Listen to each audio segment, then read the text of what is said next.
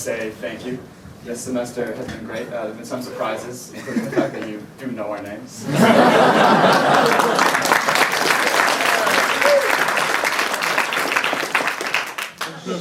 She just wanted to give you a sample of what it's like.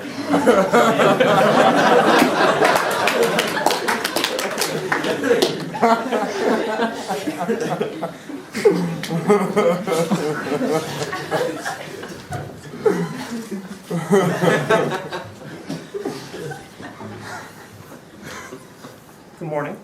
Good morning. So this is our last Fin 1 class for the day. You all have class next week. I don't. And we don't have any visitors this morning, which is just as well. Because finance is all about self-reliance. What can I do for myself? Because if you're going to rely on other people, you're going to get screwed. Speaking of getting screwed, Fosa, how are you doing this morning? I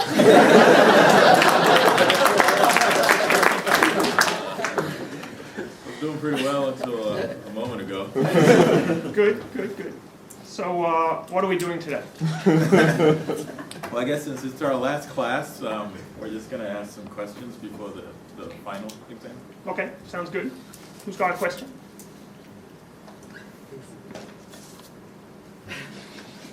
Haley? So, am I going to use what I learned in Fin 1 after HBS? I'm not going in finance or anything.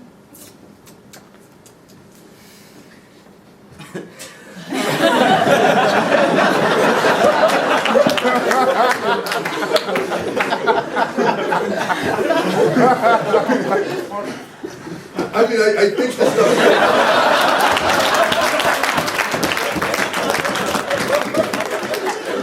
enormously valuable.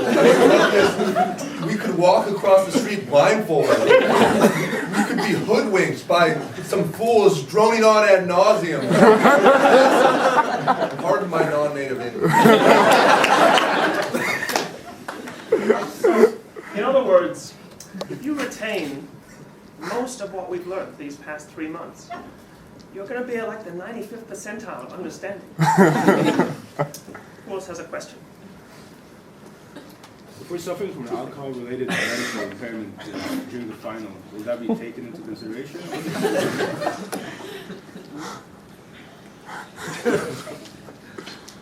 Listen, nobody's going to compensate you for wearing a blindfold when you cross the road. And I'm not going to compensate you for getting blind drunk the night before. It ain't going to happen. The probability is close to 0. In fact, it is 0. In other words, based on past experience, drinking heavily before doing financial modeling increases the probability that you're going to make errors. But I need those errors.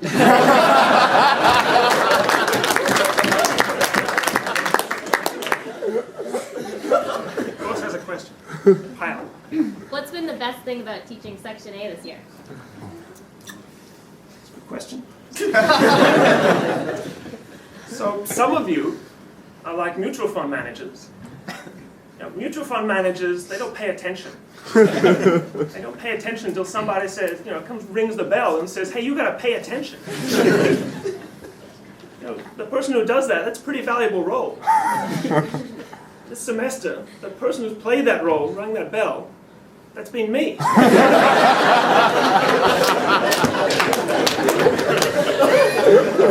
Using my long pauses in class. In other words, what did you all bring to Fin 1? Nothing. You just showed up. Just walked in here, sat down, and listened. The person who made most of the contributions to our class discussion, that was me. You guys made some small incremental improvements. Next question. Marlon. How should we think about applying what we've learned here to our personal lives? Who has an answer for that one?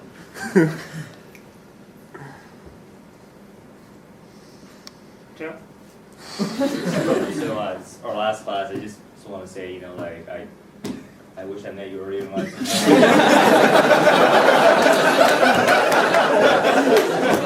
pretty important.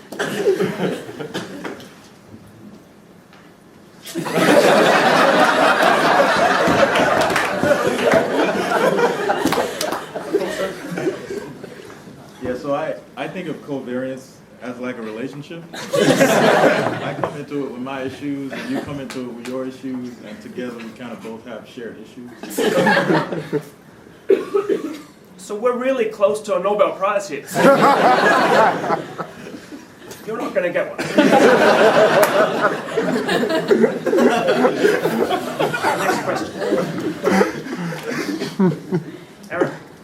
Should we pursue careers in finance?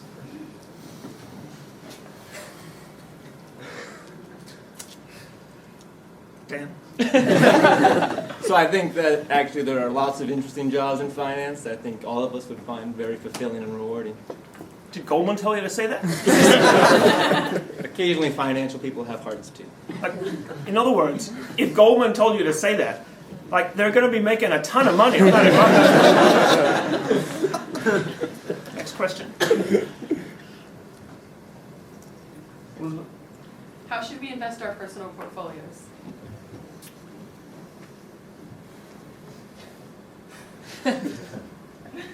So my Field 3 team is starting a hedge fund. You should invest all your money in it. Yushil's going to give us inside information on it. It's going to be good. In other words, you're the agency problem that we spoke about and ignored. But you're real. Who else has a question? Alex. What's your favorite trading strategy? So trading based on multiples being pretty good. We've got pretty good results. I don't even need to know the names of these firms that I'm investing in. I just write some code, do the sort, make the trade. It's just like teaching Fin 1. I don't need to know any names. I just, put on a tie, show up in here, write some jokes, stare at people. It's great.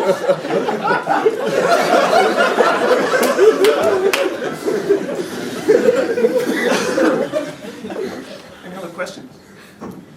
Marissa? Did we make a mistake coming to HBS? So, we want to be clear on this. Like, before you came to HBS, things were going great.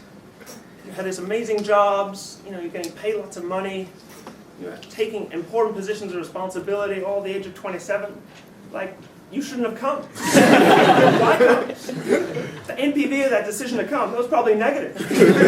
In other words, being here, you guys probably just burning money. You should just walk away. On the other hand, there are some extra benefits from being 27 years old at a 2-year summer camp.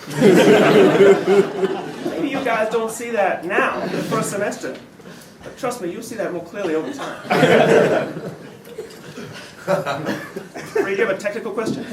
Yeah, but wouldn't we have party regardless of that hard work? So we could stand here and argue about this for a couple hours. And if we were being paid by the hour, we would surely do that. But we're not. And that's not going to be productive. So we're not going to do it. Aaron? This is more of an ethical question. Suppose we discovered a vending machine outside and it's broken and dispensing candy for free. Free? Like, you just press the button and it comes out? Exactly. I don't know, I'd do it. I'd load up. I'd load up until somebody came along and said, hey, you can't do that anymore.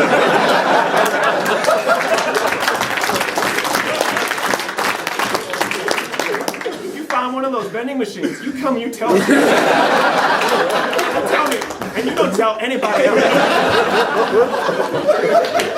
But I gotta tell you, I haven't found one. And I've been looking. Next question. I just recently read about something called Bitcoin, and I wondered what you thought about that. Bitcoin? Yeah. This is like the only currency that's not issued by a central bank. It's crazy, right? What's it trading at now? Like $1,130 per Bitcoin? I don't need that.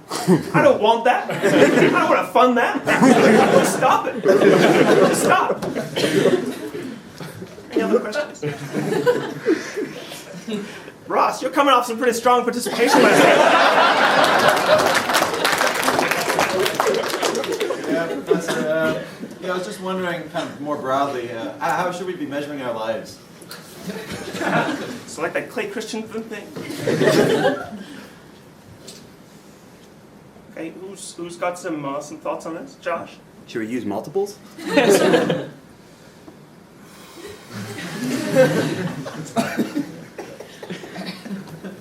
So I think we should go with the DCF. It's way more reliable.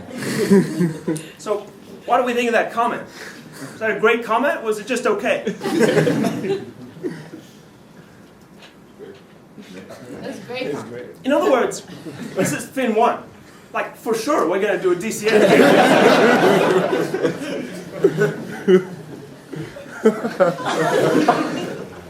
Does that take up again? Come put that screen down.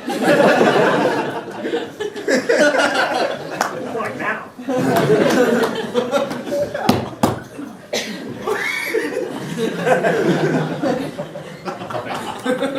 Thanks, Owen.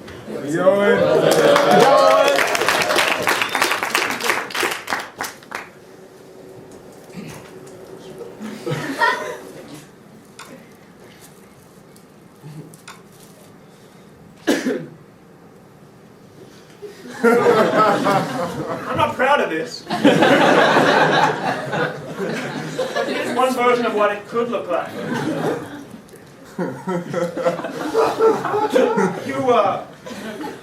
You guys all come to class, and often you're going to be like, oh, we don't like those assumptions that you're making.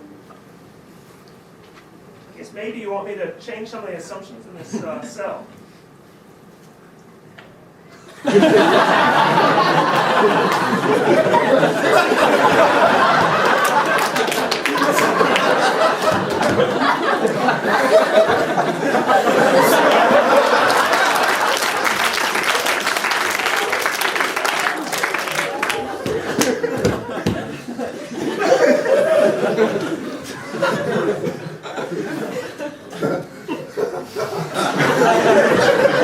Who else has a question? Tucker? Do you have any career advice for us?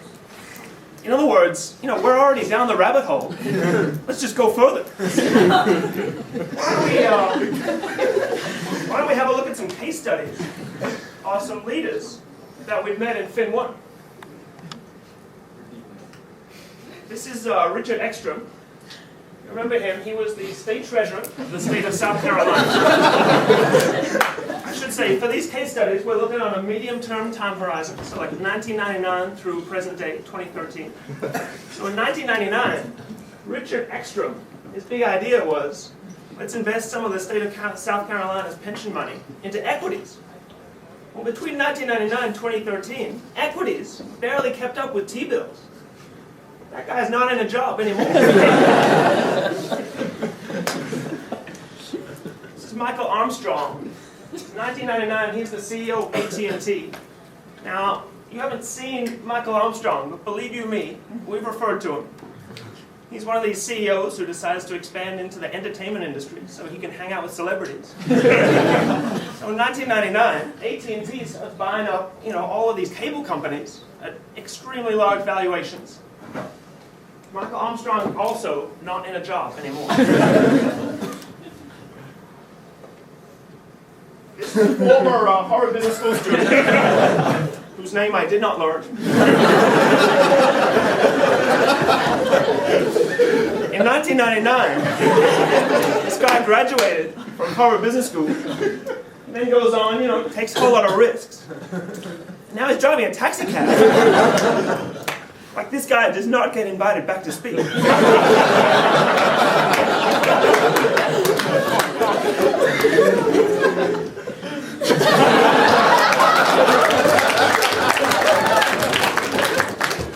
is her deepness. In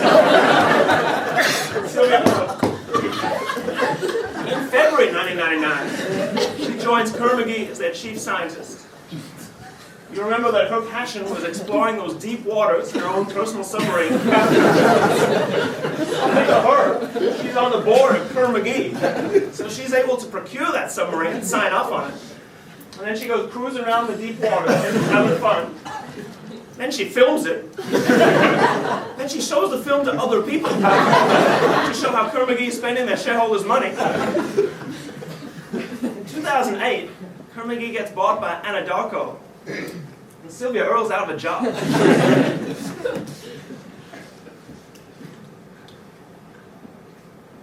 In other words, what have we learned? Ex post, the realized outcome for many of these leaders in Fin 1 was not great. But there's one more leader we met in Fin 1 who is a better role model. In July 1999, this guy takes a very prestigious job. And unlike all the other leaders, he's still in his job. This guy's clients praise him as being thoughtful, having a great sense of humor, being able to explain complex concepts in a pretty straightforward way.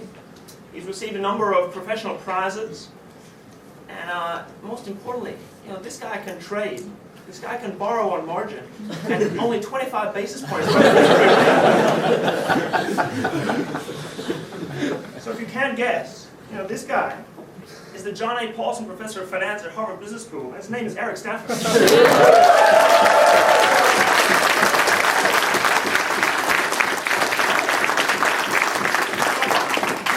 Section A, I'd like to call on Marlon and Marshall, two people whose comments have been very thoughtful this semester, to present some tokens of our appreciation to the real Professor Stafford on behalf of Section A.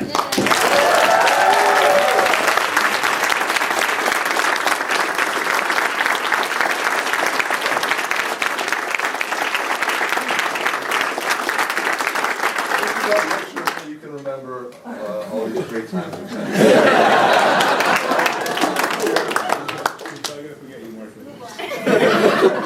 We have a blindfold Professor Stafford across the street. I have a porcelain panda piggy bank for those pennies before they start earning 1,000% interest. We have a book for you to enjoy with your daughter, aptly named In Other Words, signed by Section A. We have a voucher to the Alston Car Wash.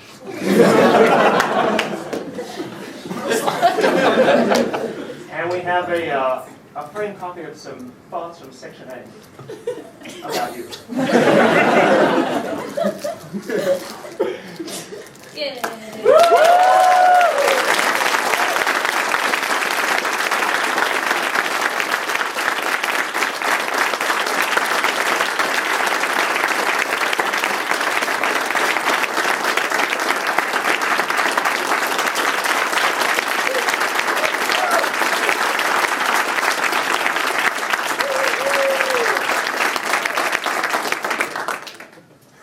Thanks very much. That was excellent. And this was the year I was really nice. So I just wanted to say that you actually brought a lot to the class. This was a fantastic section. It was a pleasure to be here. Thank you very much.